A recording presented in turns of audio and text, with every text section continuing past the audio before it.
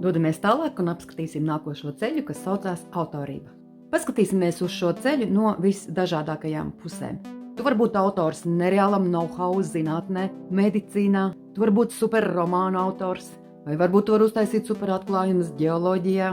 Un ja tas tā ir, tad tu jau kaut ko esi atklājis, izdomājis vai uzrakstījis. Un tu jau esi nostājies uz tā ceļa, kas tev nes naudu un slavu.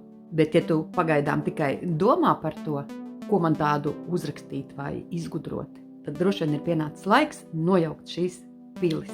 Ne katram ir lemts uzrakstīt Harry Potteru, ne katrs var atkārtot Puškina fenomenu, un ja mēs runājam par zinātniskajiem atklājumiem, tad te vispār ir kaudze ar pretrunām. Tu vari izgudrot kaut ko krutu, saņemt par to super apbalvojumu, lielo pateicību, bet visu krējumu savāks Zinātniskais institūts, kurā tu strādā, vai kāda firma, kura ieguldīs tavā izgudrojumā un varēs to monetizēt.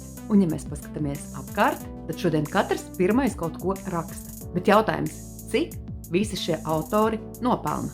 Un cik muzikanti spēlē savu autoru mūziku pilsētu laukumos?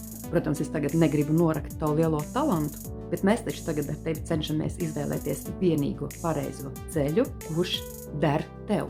Vai šis ceļš ir tavs, lemt tev pašam, bet mēs turpināsim nākošajā video, tāpēc seko līdzi, lai noklausītos vēl atlikušos ceļus.